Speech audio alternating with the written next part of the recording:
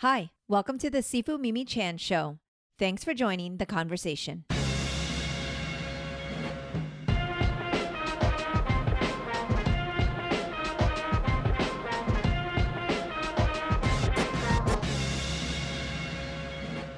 Hello, Jim Lee. Wow, thank you for joining me on my podcast.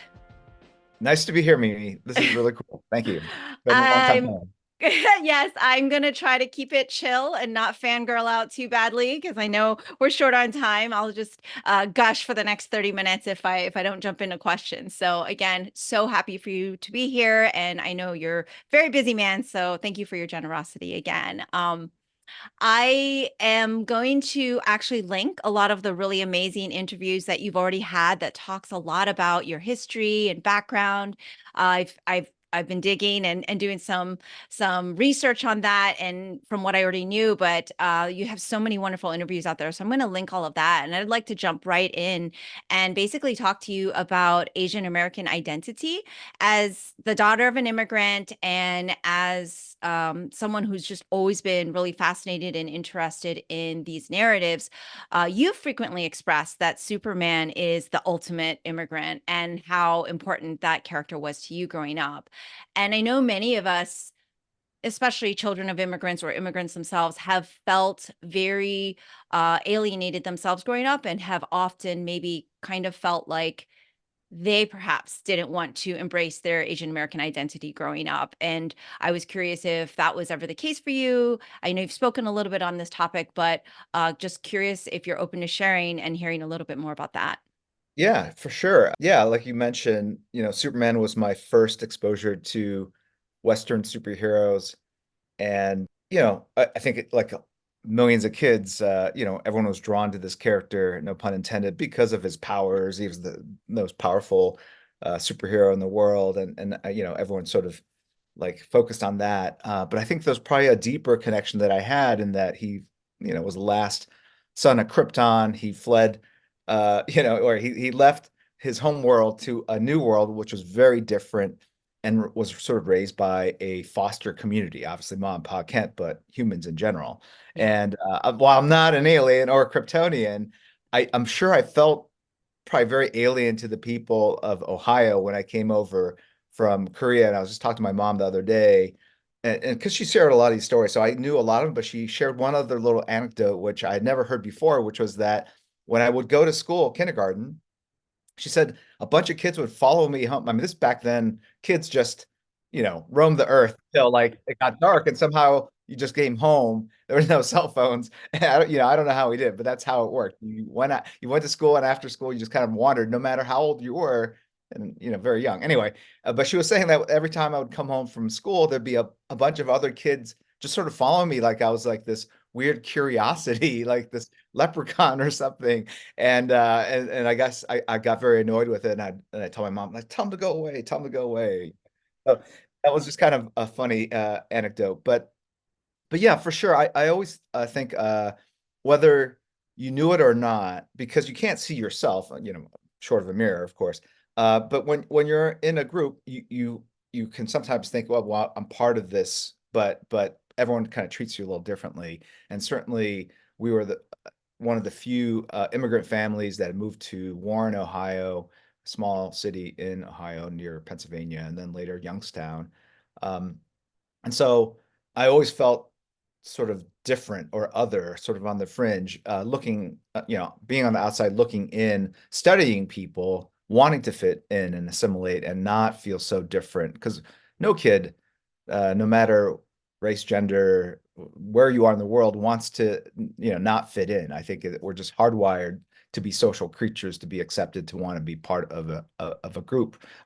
And I certainly felt that way to the point where, sadly and embarrassingly, I think I felt embarrassed, by being different, by my Asian sort of heritage. And, I remember even like kimchi was a very exotic, crazy food that was considered really spicy and, Yes. mouth water, not mouth water, tear inducing Yes. heat, which, it's just crazy now, thinking about it because it's so mild. But also had a very pungent, strong smell, and it was just Yes. really something very strange and offensive in a way.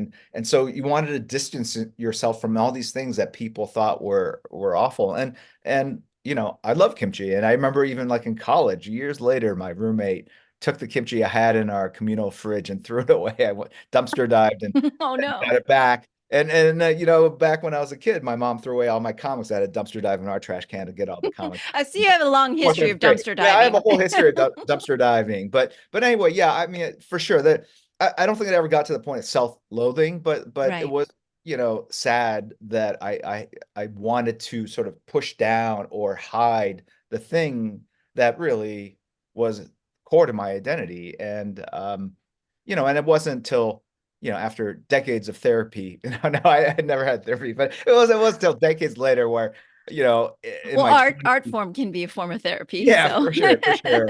I think just life in general, like, yeah. just observant and mindful can be therapeutic, and you can learn a lot about yourself as you change and evolve through life. And I certainly got to the point where I felt comfortable in my own skin and acknowledge and recognize what was going on in my childhood, and how sad that was. And but at the same time, I don't let those experiences really define me. In that, I don't think I carry any negative baggage other than it was a thing that happened, and um and it was sad that it happened. And so my hope, obviously, for my kids and their kids and any children, people that feel different and on the fringe, is to figure out ways to make them feel accepted, and for them to recognize that what makes them different is often their special power, right? I mean, we all try to conform in our youth, but at the end of the day, what makes people successful and really stand out are their abilities to like sing or draw or dance. The thing that separates them from everyone else is the stuff that makes them different. In Yeah. fact, if everyone is the same, it's not applauded. It is not seen as anything special. So it's just a strange thing that happens. But I think there's just powerful societal forces and culture that people have to kind of work through. Some people find success in therapy, Yeah. self-realization. But I kind of did it myself. I was a psych major in college. Obviously, I was Yes. very wanted to know more about how my brain worked, why I felt the way I did, all these kinds of things. And I do feel like the 4 years I spent in college, kind of focused on that, or 3 years, uh, did have an impact as well. So all Yeah. those things, very long answer to your question, but yes, I think there was that feeling of ossification. Um, and I also think strangely that it was comic books that were an escape for me, a refuge from all Mhm. the kind of stress of being and feeling different. Going into the world of comics was this world that couldn't be brought to life in any other means because it was too Yeah. expensive. So there's Yeah.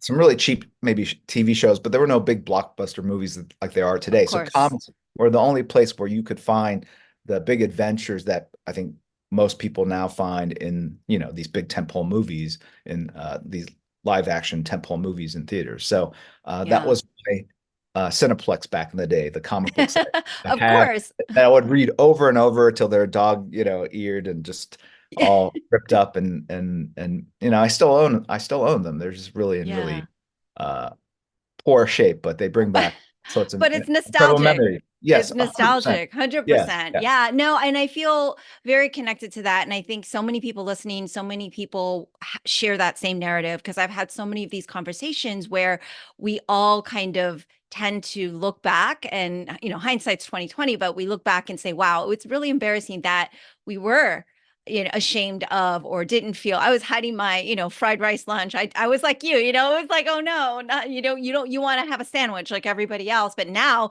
kimchi's very, very trendy, and all the different foods is what brings people together. So I wanted to take a moment, of course, to thank you also for contributing to the Make Us Visible Florida Asian American History activity book, which kind of segs into what we just talked about with Asian American identity. And one of the reasons I started this initiative here in Florida was because of the rising anti-Asian hate crimes that we saw through COVID and the pandemic. And I know that you had done a lot of advocacy during that time, and really kind of were really a great role model for people. And this project is so meaningful to me because my bill just passed last year. So now all Floridians will learn about Asian American history in K through 12. And I know, had I seen myself when I was growing up, maybe I wouldn't have felt ashamed to be Chinese American or, Asian. And I wouldn't have felt as other. I wouldn't have felt like I wasn't American, because the main thing is to hopefully teach kids, all kids,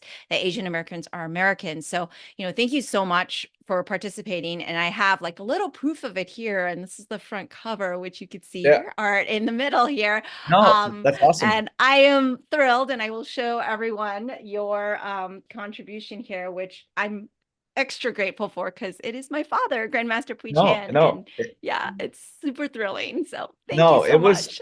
no, it was amazing seeing some of the photos and the being able to bring your father to life in black and white ink.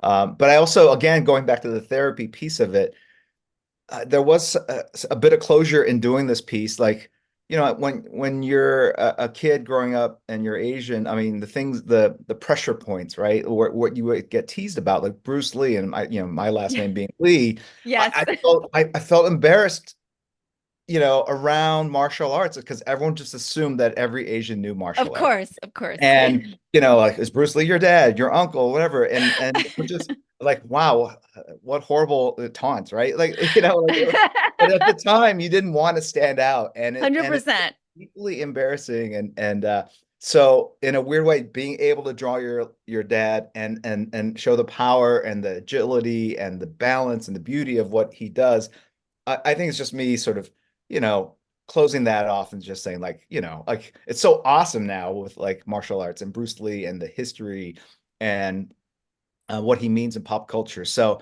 it was the right subject matter and just a really nice way to kind of close out that piece of it and just, that was the past. And I'm excited that we're focused on the future and really just sort of sharing our stories and making sure people understand that they are not alone in how they feel. And it's weird because I do feel like there has been progress. I don't think my children necessarily have the same sort of, they have other things to worry about, right? Right. Social, Like right, TikTok right, yeah, videos that exactly, are, or yeah, yeah, cyberbullying, and like there's right, just right, different, it's a different set of yeah. problems, How many definitely. likes and all that kind of Yeah. stuff. So it's interesting.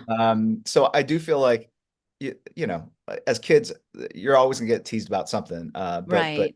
I mean, your race and your heritage, it's an awful thing. So I'm glad I was able to contribute and help Yes. out the project. We are beside ourselves. We've been teasing that we have like the AAPI All Stars, and they were saying it's the AAPI Avengers of artists. I'm like, I don't know, Jim Lee, we can't. I don't know if we should use Avengers because that's Marvel, and It's all good. I worked at Marvel I for know you 5 or worked 6 everywhere. years. Yeah, and I was a huge Marvel fan Yes, growing up. well, of course. I mean, And look, and again, like, I want all superhero movies and projects to do well because, yes, um, it we want the fascination, the excitement for what we do to be a constant. And if your competitors start falling, it means that there's general lack of interest, or it just gets harder for all of us. And so it's right. exciting when you see projects like, The Boys, right? Hmm, Or any hmm. any Marvel movie do well because it shows you the potential of what we can do, and it keeps our potential audience excited and wanting to see the next cool thing. And we have lots of cool things to share. Absolutely. And so, as a martial artist, I really love to draw comparisons to different crafts, and I've often heard you talk about how you would draw for 8 to 10 hours, and you're still actually looks like you're drawing for 8 to 10 hours. Yeah, I know you're on Twitch and everything, Yeah. and for us, kung fu is like loosely translated to hard work, and you beyond have this hard work ethic. And so I'm, officially calling you a honorary kung fu master, by the way, Okay, well, because thank you. because I it's, love that. or Yeah. Sifu, right? It's just Right, it's, right. it's what we do. And I'm just really also fortunate that I have befriended this slew of amazing comic creators and artists that I have on the show all the time, that I've been fortunate to be friends with. Or, thank shout out to Kelly Sudaconic, who connected Yeah, us, of yeah. She course, was our mutual yeah, friend. She was the right. glue. And yeah, so I'm always hearing so much about what an amazing human you are, which of course is true, but in terms of your art and how your ability to draw fast and anywhere. And I was just curious is like from your kung fu training, from your hard work perspective, was that because you drew so much? Like what do you feel contributes to that specific ability? Because it seems so many people have brought that up to me. Like I was just at MegaCon hanging out with different people. Yeah. One of my friends, Cully, he was like, "Oh my gosh, he drops so fast." Like that. I was showing off your art. So, but yeah, I was Molly curious at what Hamner? you. Yes. Yeah, yeah, he's fantastic too. It's so weird because I think we as artists, when we see another artist draw, they go, "Wow, that is so fast and that is so like amazing, like confidence with the line." And we don't realize that we do it ourselves too. Like I've seen Coley draw, like he draws just he's very fast and and amazing with his line work. So sometimes you can't recognize your own sort of gifts or abilities, but I think it's funny because a lot of kids come up to me and ask me like, sort of how do I get good? How do I become a professional comic book artist? And I always tell them just draw. The main thing is drawing. Like it's not tools, it's not the books you read. Those all help, kind of help improve your craft. But at the end of the day, you have to put the hours in. And then obviously someone wrote a book or whatever, 10,000 hours is what you need to master. Uh, and I started doing the math and I've hit over 10,000, right? So yeah, if I count all the way back to my childhood, but like, yeah, like, like 8 to 10 hours a day, 7 days a week, you're gonna get there. And I think that is the difference because I remember in high school wanting to be a comic book artist, but I would start drawing and I would never finish a piece. I would kind of draw and maybe a third of the page would be done or the single image. It was very rare for me to finish a complete piece all the way to the end.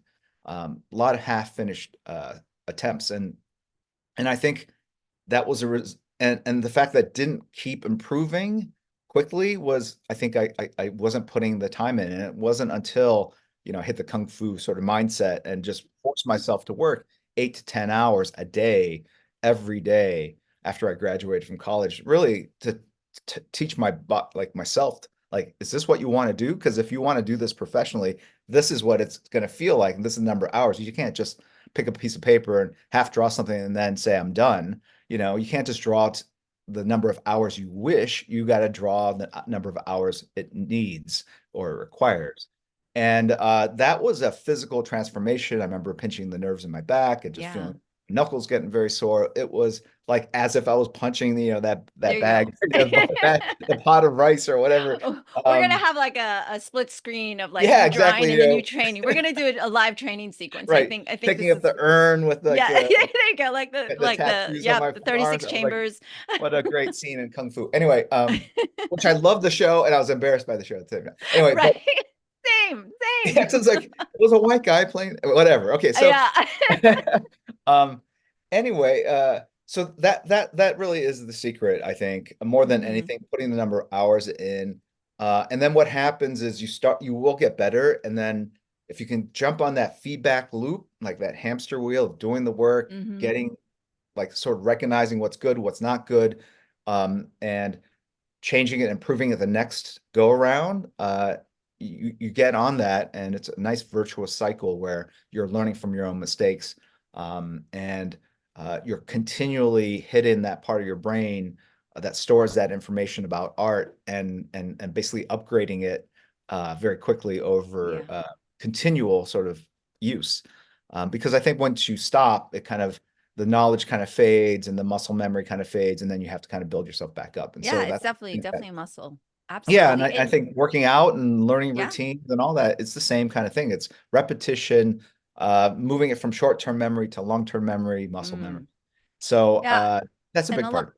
along those lines, early in your career, I watched the video of you and Stanley talking about mime and how That's that right. translates into your art, Sure. which was fantastic, by the Yeah. way. I absolutely loved everything about all of it. But is it still the case for you because you've now been doing this for decades and you are an aficionado? You're to everyone, us mere mortals of art, you are like at the highest level. Like I said, you are the Sifu. But what other methods have you picked up over the years since that time frame, right? Because as you develop, I would imagine, because as a martial artist, like even though I still have the same foundation, I've found ways to be more efficient, or my body has also aged and changed. So I've had to adjust. Like, are there different methods that you've picked up, or other things like maybe you don't do mime now to kind of get into that, but are there other things you use now to kind of channel like your artwork? Yeah, gosh, I yeah, the miming, it was just more of a way of saying that if you can visualize what you're going to draw, the easier it is to draw it, right? So if you Mm, see the palace, and you can turn that palace in your head and move the camera around, it gives you the confidence to be able to kind of bring that palace to life. And right. human beings are a particular kind of palace, or with nuances and interesting sort of asymmetrical elements in a generally symmetrical form. So I think thinking about objects as 3D vector drawings is something that I do a lot, but miming is an understanding of your body's shape and how to fool people into thinking that there is weight on parts of your body. And I think when you draw a figure, that's critical, right? When they pick up an object, it's got to feel like they're picking it up. If they're flying, you want them to feel like they don't have the gravity of the world pulling on them. And or you want to have like wind forces, all that kind of stuff. It's all about physics, I guess. And so when I talk about art and drawing on my Twitch stream, I do bring in a lot of math and physics into it. People say, "How do I draw folds in clothes?" Well, it's basically physics. It's one point, and the material hangs, and every little atom hangs from each atom. And I kind of really get deep into it. And I think between the physics of it all, it just helps you understand that you're bringing reality to life, and for that reality to work, it has to mirror or mime what most people understand about the physical world. But that said, once you understand that, there's amazing things you can do to tweak that reality, and that's where I think people get that joy and that weird je ne sais quoi, like I don't know what it is about this person's style, but I like how they bring the world of superheroes to life. And it's because we are giving you at surface glance reality, but we're also exaggerating the size of the fists or the length of the capes, or having the wind blow in two different directions, but it looks really dramatic and cool. And so all these things that, because we control the X, Y, and Z of it all, we control the physics, the reality of that drawing. But if we break it too much, it won't feel real, and you lose the audience. So you got to find that sweet spot between showing them something they understand and then giving them something that they haven't seen before. And so I think if anything, and I also use math a lot. I'll tell people like certainly perspective involves math, right? But there's also things around pleasing compositional designs and shapes. Are there inherently mathematical sort of relationships that again, we're hardwired to respond favorably to. So, those are the kind of, whether it's true or not, I like the idea of a brain hack and how you can bring qualities to life in art that you wouldn't necessarily think about when you combine different sort of academic pursuits or studies. And so I think physics and math and art, those generally aren't used in the same sort of sentence, but I try to bring those together. So I don't know if that answers your question, but I Yeah. think there's continual ways for us to think about art as more than just lines on a piece of paper, ways to study art by studying other disciplines, ways to study art by doing dance or mime Hmm. or, photography and understanding kind of f-stops and focal distances and Right. lighting. So all that informs the creation of art using, pen and ink on white paper. And so in a way, it's kind of deconstructing it, but rebuilding it using Hmm. other disciplines and fields of knowledge. Yeah, that makes complete sense. But as someone who also was not very good at physics or, or math, Okay, not a good sure, sure, Asian, I wasn't sure, good at sure. physics or Okay, math, okay. but Yeah, it makes so much sense, especially because, like I said, I've had just the pleasure of being able to speak with other artists and just kind of hearing it, like you said, from an academic sense and melding those worlds. I think it makes a lot of sense to me. And I know we're wrapping up on time, but when wait, I wait, did me, see how did you get into comics though? I like so so yes, martial arts, then yes. what was the What logical was the stepping jump? so Okay, yeah, yeah, I'm so like so trying the to funny part is, so my husband, we met in 1996, and I have to tell you your name. Anytime we would go by a poster in the movie, the comic stores or anything, that's Jim Lee. Like I will just okay, tell you straight up, like your name has been mentioned in our household a lot over the okay, last, several decades. But I wasn't even a comic book reader at the time. got it. I actually wasn't a very good reader. I was very good at school in terms of I got my grades, because Asian parents, like if I didn't Yeah, get my sure. grades, I'd be in big trouble. But I wasn't a good leisure reader. And it wasn't until I don't know, maybe 10 to 15, 10. You know how time jumps when you're older, Yeah, yeah, 10, yeah, 15 years sure. ago, No, that I actually 95, had, you said yeah, 2 decades ago. Yeah, you're right. It yeah, feels like more than 2 6 decades. years Yeah, ago. Right. that's Yeah. over. That was Yeah. it. Yeah. We're jumping way back. Right. But I basically had insomnia. And because of my insomnia, my husband's like, "Here, read this." And it was, Kingdom Come, and Okay. I picked that up, and because I always loved Wonder Woman, I had the boots as a child and the Yeah. lasso and the full getup, and so I liked the show, the TV show, and so I read Yeah. that, and then I was just hooked, and then I just was That's a strange devouring way everything. to treat insomnia, though, to give something that someone might Yes, well, find he thought inherently super reading interesting. Like, I just see you like at 5 in the morning going like, "Oh my gosh, Yeah, exactly. It actually didn't help my insomnia. It just made yeah, me yeah, stay up later, but I think he just yeah, wanted me to have something creative to right, read and do, and, right, so yeah, it got me really hooked into comics, and yeah, then, I'll just do the short story because I know you don't have a lot of time, but I basically, as you know, I was the model for Mulan, so yes, I did, yeah, like, animation it's work amazing. with teams here and just kinda dabbled in different parts of entertainment. But, fast forward to 2016, I decided I really wanted to host a podcast to share more immigrant stories, to Yeah, share more narratives, to get people's voices out there to build empathy. And it just kind of evolved into this thing where I talk to pretty much all of my favorite comic creators now. yeah, It's yeah, at least fairly frequently. So, and I just have become like very, very good friends with so many of them. Like I had Greg Rucka on my show for the whole year of COVID. Like we had 50 episodes together. oh wow, okay, Yes. that's awesome. Yeah, Greg is Yeah, terrific. Wow, okay, it was amazing. And so it was like one of my favorite writers. And so like I just ended up starting to do comic cons because I would meld my martial arts expertise yeah, for cosplayers. And then I ended up hosting panels with my fellow friends who they love being on my show for some reason because we don't always talk comics.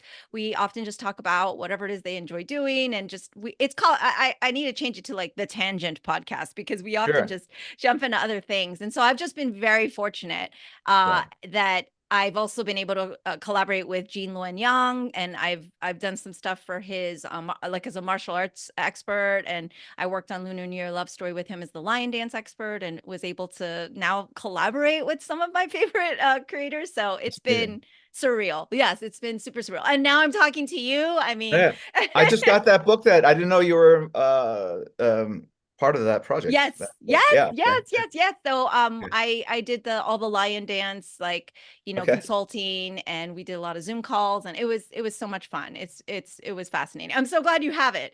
Yeah, yeah, no, Gene's the best for sure. It's so, It's so funny good. because he came and spoke at my daughter's school, and Oh, she sent me a yeah. picture of him and my daughter, and it's so funny. I didn't know he was gonna be there. She didn't know that I knew Oh, it was this really sweet moment. And Oh my gosh. Yeah. because all of my daughter's friends sort of called her out, like, "Oh, he works in comics. Maybe he knows your dad." And Yeah, she everybody knows your pushed her dad. pushed her towards him and to introduce herself. And of course he's like, "Yeah, I know your dad." So Yeah. funny, but That's very cool. amazing. Yeah, very. Yeah, super amazing.